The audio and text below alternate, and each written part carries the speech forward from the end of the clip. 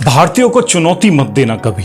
जब भी भारतीयों को चुनौती मिली है उन्होंने माकूल जवाब दिया है। हम तो वो हैं जो रिक्शा के किराए में मंगलयान भेज दिया करते हैं। हम वो हैं जब हमने जीरो दिया तब दुनिया को गिनती आई। हम वो हैं जिन्होंने तारों की भाषा दुनिया को हम ही ने सिखलाई। हमको अगर ललकारा जाता है तो हम वो कर गुजरते हैं जो आप ख्वाब में भी नहीं सोच सकते। क्या मिली है भारत को चुनौती, आज के सेशन में डिस्कस करेंगे। किस तरीके से हमारे सिपहसालारों ने, हमारे बिजनेसमैन ने, हमारे वैज्ञानिकों ने इस चुनौती को स्वीकार किया है। देखते हैं आगे।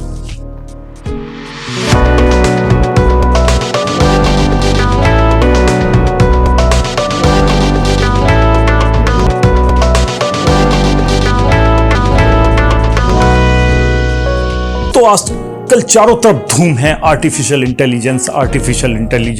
एक तरफ चैट जीपीटी आ गया है, दूसरी तरफ गूगल ने बार्ड उतार दिया है। लग रहा था कि गूगल को चैट जीपीटी चुनौती देगा, लेकिन गूगल ने अपना बार्ड उतार दिया है। हालांकि अभी मार्केट में इतना पॉपुलर नहीं हुआ है, लेकिन चैट जीपीटी ने धूम मचा रखी है। जिस तरीके से, थोड़ा सा इसका इंट्रो देना चाहूँगा। जिस तरीके से आप गूगल में कुछ चीज़ सर्च करते हैं, वो डेटा में सर्च करता है और वो आपको बता देता है ये यहाँ है। आप उसको क्लिक करते हैं, वो इन्फॉर्मेशन पढ़ लेते हैं। लेकिन चैट जीपीटी में या आर्टिफिशियल इंटेलिजेंस के इस बॉट सिस्टम में आप देखेंगे कि आपको लेटर लिखवाना है तो ये आपके लिए लेटर लिख देगा। आपको ड्राइंग बनवानी है, ये आपके लिए ड्राइंग बना देगा। आपको कहानी लिखनी है, इतिहास जानना है, ये आपके लिए इतिहास खोज के ला देगा। तो बहुत ही इजी टूल होता चला जा रहा है। तो कहीं इसकी सफलता इस आदमी को झील तो नहीं रही है। कौन है यह बंदा? ये है सैम अल्टमैन, जो चैट जीपीटी का जन्मदाता है। Indian can not try to build AI like ChatGPT, ये इनके वर्ड हैं। ये कह रहे हैं कि इंडियंस कभी भी चैट जीपीटी जैसा सिस्टम बना ही नहीं सकते। क्या है पूरा मामला, बताते हैं डिटेल में। दोस्तों, सबसे पहले ये वीडियो देखिए। Specifically focused on AI, are there spaces where you see, let's say, a startup from India building, you can build on the models, be it ChatGPT and many others. But if you want to build foundational models, how should we think about that? Where is it that a team from India, 3 super smart engineers with, not 100 million, but let's say 10 million, could actually build something truly substantial? Look, the way this works is we're going to tell you it's totally hopeless to compete with us on training foundation models. You shouldn't try, and it's your job to try anyway. And I believe both of those things. I think it is pretty hopeless, but Sam, can you just going to startups? I mean, as you know. इस video में एक question पूछा जा रहा है। कहां पर question पूछा जा रहा है? ये टीसीएस और द इकोनॉमिक टाइम्स का एक कॉन्क्लेव है, जिसमें सैम अल्टमैन 4 जून को इनवाइट थे और कई देशों की यात्रा पे वो निकले हुए हैं। अपने चैट जीपीटी को की पब्लिसिटी में लग रहे हैं, उसको पॉपुलर बनाने के लिए, उसके बिजनेस को बढ़ाने के लिए बहुत देशों की यात्रा कर रहे हैं। तो इंडिया भी वो आए हुए थे 4 तारीख को। द इकोनॉमिक टाइम्स का एक कॉन्क्लेव था जो टीसीएस, जिसमें टाइटल स्पॉन्सर था, उसमें इस बंदे ने ये क्वेश्चन पूछा। कौन है ये बंदा? आनंदम है ये। इनके बारे में भी आगे बताते हैं। सबसे पहले जब इन्होंने क्वेश्चन पूछा क्या भारतीय स्टार्टअप जो हैं वो चैट जीपीटी जैसा सिस्टम, एक उन्नत सिस्टम बना सकते हैं, एक थ्राइविंग टेक्नोलॉजी को डेवलप कर सकते हैं, तो उस पे अल्टमैन का जवाब बड़ा घमंड से भरा हुआ था। उन्होंने कहा कि उनको शक है कि भारतीय इंडस्ट्री या भारतीय स्टार्टअप इस तरीके का कोई सिस्टम बना पाएंगे। तो कौन है ये जिन्होंने क्वेश्चन पूछा? ये आनंदम है, जो इंडिया के गूगल के हेड हुआ करते थे, लेकिन आजकल ये वेंचर कैपिटलिस्ट बन गए हैं और बहुत सारे स्टार्टअप्स में ये अपना पैसा लगाते हैं, उनको फंडिंग करते हैं और उनका शेयर लेते हैं, उसमें स्टेक होल्डिंग इनकी होती है। इस तरीके की न्यूज़ मीडिया में भी आई। विजिटिंग इंडिया, जब अगर इंडिया में आए हैं और इस तरीके की बातें कह रहे हैं, OpenAI CEO Sam Altman tells Indians you can try to build AI like ChatGPT but you will fail, कि आप ये बना पाओगे लेकिन उसमें आप फेल हो जाओगे। ये कॉन्क्लेव में इन्होंने बोला है एक सवाल के जवाब में जो आनंदम ने पूछा था, जो गूगल के हेड हुआ करते थे, इंडिया के हेड हुआ करते थे। द इकोनॉमिक टाइम्स का कॉन्क्लेव में इस तरीके का जब सवाल पूछा गया तो उन्होंने इनको कहा कि इंडियंस ये नहीं कर सकते। तो साथ के साथ इंडियंस कहाँ पीछे हटने वाले हैं, तुरंत उनको जवाब भी मिल गया। ये सीपी गुरुनानी जी हैं जो टेक महिंद्रा के सीईओ हैं, एमडी हैं, मैनेजिंग डायरेक्टर हैं। उन्होंने हाथ के हाथ जवाब भी दे दिया सैम ऑल्टमैन को कि अगर आप कहते हो कि open founder Sam Altman said it is the pretty hopeless for Indian companies to try and compete with them, यानी कि वो चैट जीपीटी बना पाएंगे, तो चैलेंज एक्सेप्टेड। एक सीईओ को चैलेंज दिया कि अगर आप चैलेंज दे रहे हैं तो एक सीईओ आपका चैलेंज एक्सेप्ट कर रहा है और हम ये बना के दिखा देंगे। उस पे बहुत ज़्यादा सैम ऑल्टमैन ट्रोल हुए, ट्विटर पे बहुत ज़्यादा इनका ट्रोलिंग चलती रही और मीडिया में भी ट्रोल हुए। तो उसके बाद सैम ऑल्टमैन ने बैकफुट पे आए, अपना जवाब वापस लिया और उन्होंने कहा कि मेरा जवाब तोड़ मोड़ के दिखाया गया है।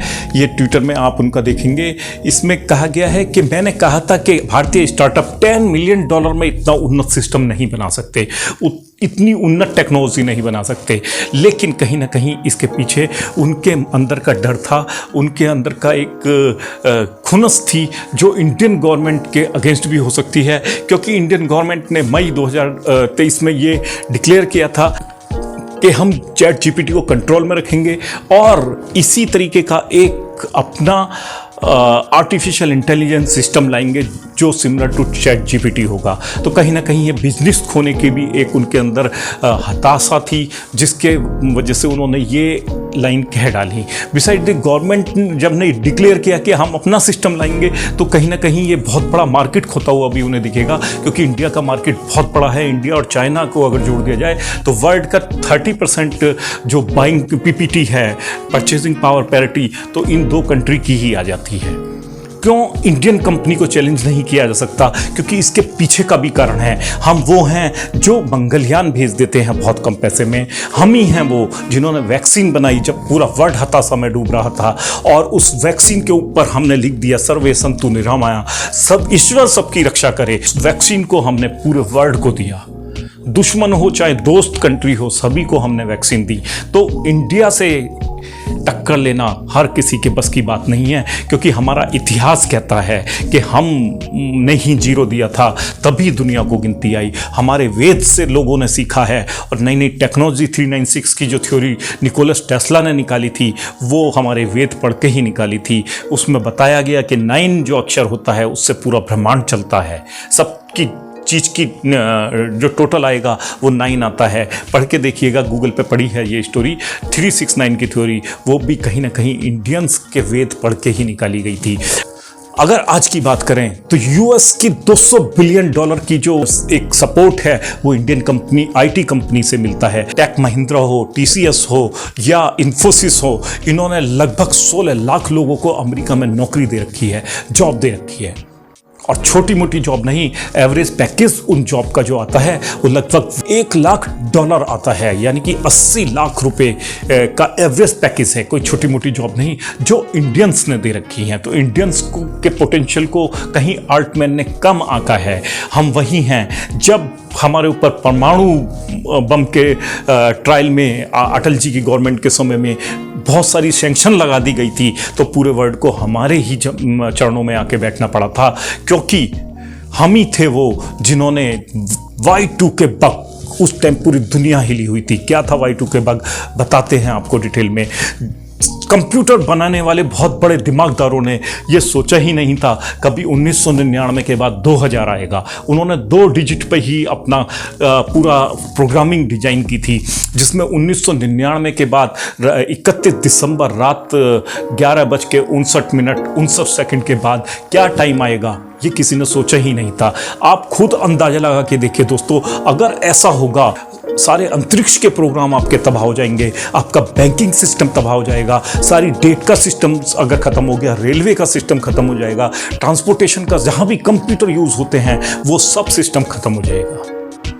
जबकि 1993 में कंप्यूटर वर्ल्ड मैगजीन ने ये चुनौती दी थी, ये चैलेंज बताया था कंप्यूटर सिस्टम के लिए कि Y2K यानी कि ईयर 2000 जब आएगा तो इस कंप्यूटर का क्या होगा, पूरी दुनिया का सिस्टम हिल जाएगा। उसके बारे में किसी ने सोचा ही नहीं था। तो आपाधापी में इंडियंस को ही वहाँ बुलाया गया, जब सबसे ज़्यादा इंडियंस को अपॉइंटमेंट किया गया, पूरा प्रोग्रामिंग चेंज किया गया, सारे सिस्टम्स का प्रोग्रामिंग चेंज किया।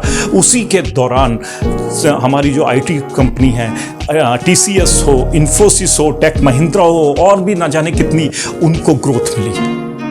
तो इंडियंस ने जब इतने बड़ी विनाश से, इतने बड़े चुनौती से दुनिया को बचाया है, तो उनके पोटेंशियल पे अगर कोई शक करता है तो उसके खुद के पोटेंशियल पे शक आता है। Y2K बग प्रॉब्लम कितनी बड़ी थी, आप इसका अंदाजा इसी से लगा सकते हैं कि US गवर्नमेंट ने उसके ऊपर $100 बिलियन खर्च किए थे और $9 बिलियन लगभग सारी जो सर्विसेज हैं, जो रेलवे होता है, बैंक्स होते हैं, एयरलाइंस होता है, टेलीकम्युनिकेशन होता है, इनसे लिए गए। तो इतना बड़ा उस समय के $100 बिलियन, आज आप अंदाज़ा लगा सकते हैं तो कितनी बड़ी प्रॉब्लम रही होगी कि अमेरिका जैसी कंट्री को भी $100 बिलियन उसमें खपाने पड़ गए। इस तरीके के सब में न्यूज़ थी, disaster, this is the end of the world, इस तरीके के सारे मीडिया में ये न्यूज़ उस समय थी। इसको बचाने के लिए सिर्फ इंडियंस को याद किया गया। इंडियंस इंजीनियर्स जो हैं, इंडियंस कंप्यूटर प्रोफेशनल्स जो हैं, उन्होंने रात दिन करके इस वक्त से दुनिया को निजात दिलाया और कंप्यूटर सिस्टम को 2000 के बाद, 1999 के बाद जिस तरीके का ये होता है, 23:59 तो लास्ट के 1999 जो डिज़ाइन किया था, सिर्फ 19 को तो सेम रखा था, उस पर कभी सोचा नहीं था कि 2000 भी कभी आएगा। तो 99 पे सिर्फ कंप्यूटर को डिज़ाइन किया गया था। ये इंडियंस ही थे जिन्होंने इतनी बड़ी प्रॉब्लम से पूरे दुनिया को निकाला। तो इंडिया के पोटेंशियल पे अगर कोई शक करता है तो हमें खुद उसके भविष्य पे चिंता जतानी चाहिए, क्योंकि एक बार अगर इंडियंस को चैलेंज किया है तो उसका रिजल्ट भी उसको बहुत जल्द देखने को मिलेगा। तो दोस्तों, if you like the video, please do share it among your friends. Please do subscribe my channel for more informative video. Your support always motivate us to make more informative video so that we can make you grow fast. Jai Hind. Thank you.